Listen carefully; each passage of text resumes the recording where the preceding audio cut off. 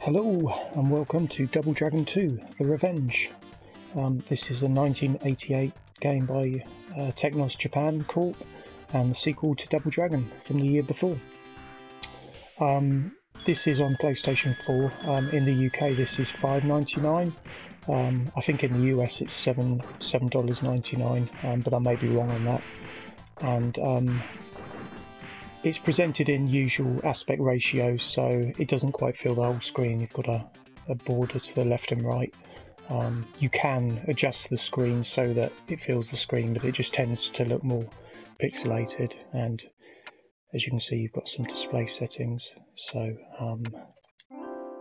if you did want to expand or subtract to the screen ratio, you can there. But you probably don't want to do that. You can add scan lines if you want it to look like the original arcade machine. You've got online rankings. I don't think I've added mine yet.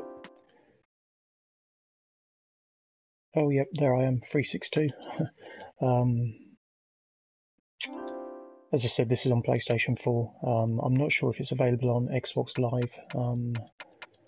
What else have you got? Button settings. You probably want to change the credit button, which I've already done.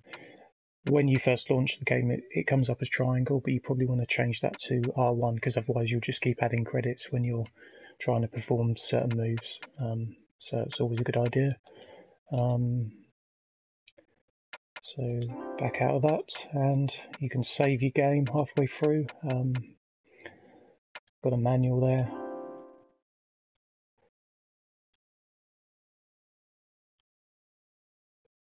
And pretty basic stuff.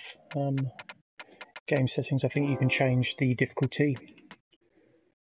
I think this is arcade perfect pretty much. You've still got slowdown like the first game in a couple of places, but it's not as bad. So yeah, you've got a number of players you can change, time limit, that sort of thing. Some arcades actually messed around with these settings just to make it more difficult, so that you didn't get through the game as easily, so you had to spend more money. Anyway, with that being said, I'm actually going to go into the game now. I may commentate for a little bit of it, but I won't commentate for the whole of it, because commentary is not my strongest suit, and I'm sure you just want to see the gameplay anyway. So let's jump into the game now.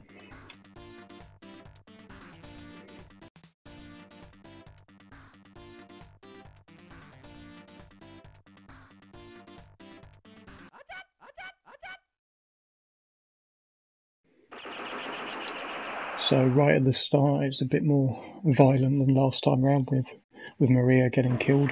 You start level 1 in an airbase, and right away you'll notice that everything moves a bit quicker.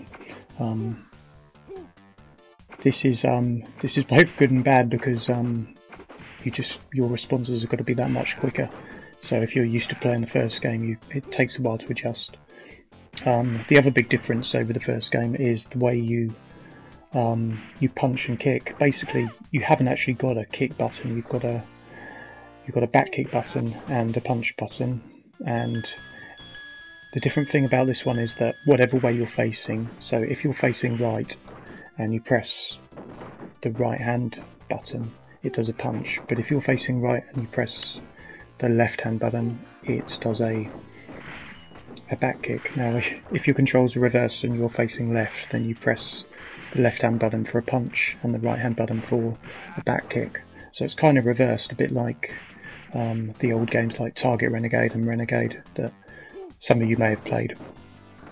It takes some getting used to, but once you do, it's fine. But I think a lot of people do miss the basic kick button from the first game.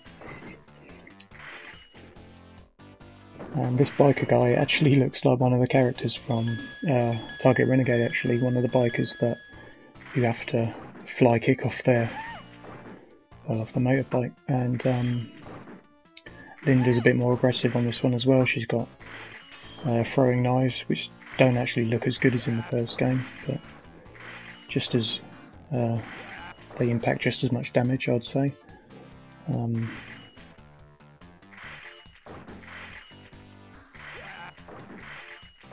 I think the character design probably is as good as in the first game, but I don't think the actual level design is as good.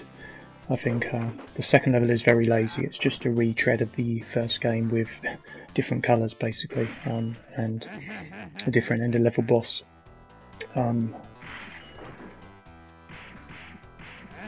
The third level is quite memorable. You've got a farm on that one with a bit of a cheap trick on that one, a combine harvester that just every so often it comes out at you into the screen, so it knocks you off your feet unless you time a jump exactly right, and that just wipes out your credits basically if you're not familiar with the game.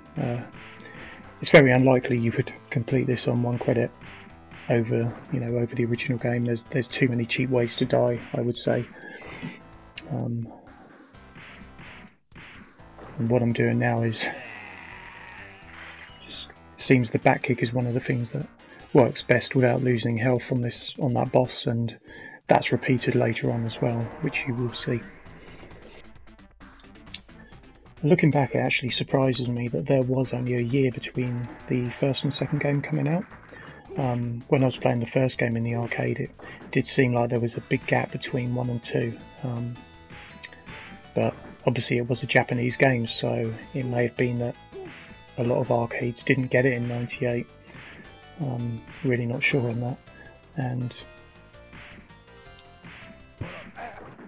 yeah, I mean, there was one more arcade sequel after this, as far as I know. That was the Double Dragon 3: The Rosetta Stone, which just changed things too much, and it was graphically worse, I would say. You had to upgrade your character, is just very strange.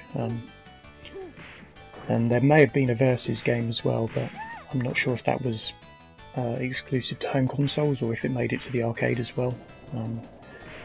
And then more recently there's been things like Double Dragon vs Battletoads, and there was a Double Dragon Neon recently as well. And as you can see, this is just a pretty much straight remake of the construction level out of the first game. You've got exactly the same layout, just a couple of different enemies obviously. I'd say the farm level is probably the most different, which is the next level coming up after this. And I'd probably also say the music isn't quite as memorable in this one either. You haven't got the same theme at the start of the game. And this was actually apparently supposed to be an add-on to begin with. It didn't start out as a straight sequel. I don't know how they were going to add it on to the original game, but that was the intention at least.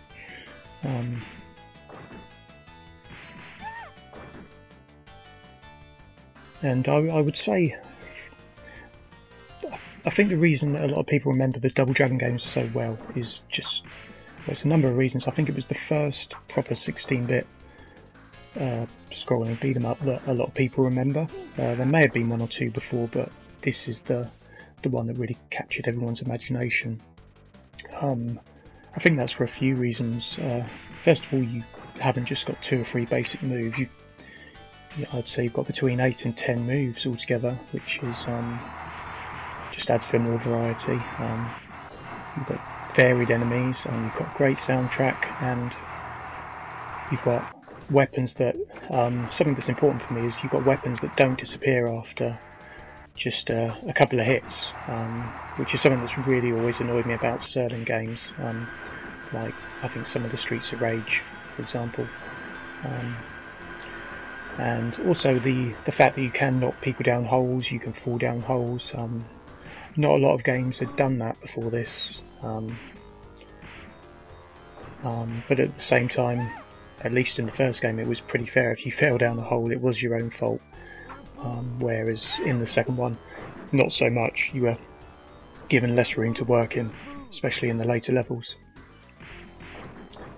And this dude is probably, in my opinion, the worst character in the game. In the sequel, the worst boss anyway. He's just,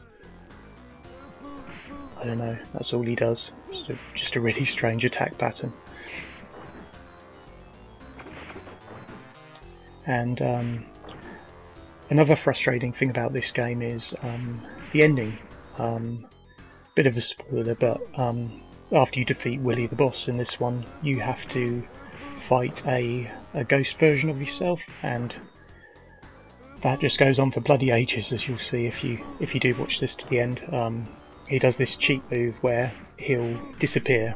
It's a purple version of you, and he'll disappear, and you have to sort of time a jump for when he reappears, because if you don't, he'll just latch onto you and just knock you over, and there's nothing you can do about it.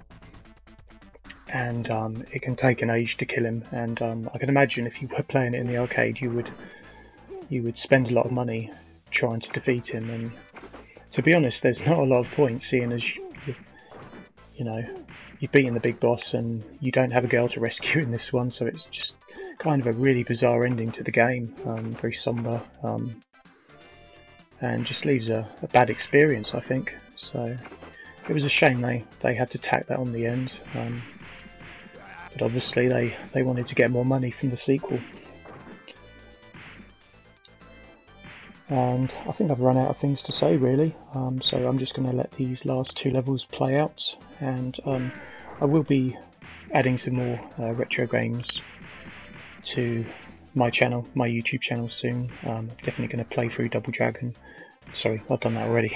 Renegade I'm going to be playing through, and whatever else comes up on the PlayStation 4, really. So that's it for now, and thanks for watching.